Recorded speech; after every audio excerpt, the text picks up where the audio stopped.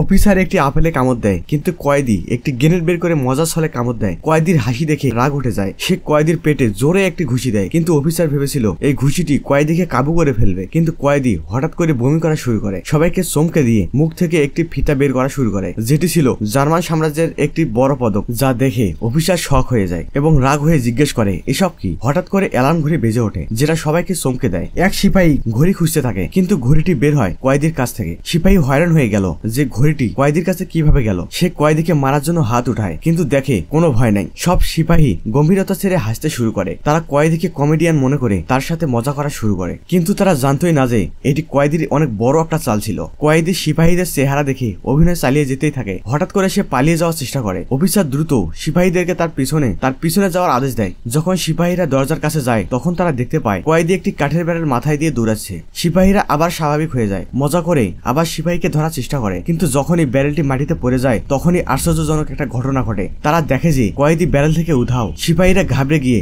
চারিদিকে খুঁজতে লাগে, কিন্তু তাকে কোথাও খুঁজে পাওয়া যায় না। তখনই পাশ থেকে একটি বিড়ালের আওয়াজ আসে। সিপাহীরা দেখে যে এটা তার একটা মজা ছিল, তাই আবারও সবাই হাসতে থাকে। তার চালবাজি দেখে প্রশংসা করতে থাকে, কিন্তু অফিসারের সন্দেহ হতে থাকে এবং বুঝতে পারে তার চালচলন কোনো সাধারণ মানুষের মতো নয়। অফিসার একটি মেয়েকে বন্দী বানিয়ে কয়েদিকে আত্মসমর্পণ করতে বাধ্য করে। মেয়েটির অবস্থা দেখে কয়েদি আত্মসমর্পণের নাটক করে, কিন্তু একটু পরেই অফিসার স্তব্ধ হয়ে যায়। কয়েদি এমন কিছু করে যেটা কেউ ভাবতেও পারে নাই। সমস্ত সিপাহী কয়েদিকে ধরার জন্য ঝাঁপিয়ে পড়ে। যখনই তারা অন্যদিকে দেখে, ঠিক তখনই বন্দী মেয়েগুলো গায়েব হয়ে গেছে। অফিসার সবাইকে সতর্ক হওয়ার আদেশ দেয়, কিন্তু ততক্ষণে অনেক দেরি হয়ে গেছে। হঠাৎ করে গুলির বর্ষণ শুরু হয়ে যায়, যেখানে সমস্ত জার্মান সিপাহী শেষ করে দেয়, শুধু একজন ছাড়া। চারপাশে দেখে সে শক হয়ে যায়, কিন্তু তখনই আরেকটি ভয়ঙ্কর ঘটনা ঘটে। মৃত ভাবা কয়েদি ধীরে ধীরে উঠে দাঁড়ায়। কয়েদি শান্তভাবে তার হাত উঠায়, আর তখনই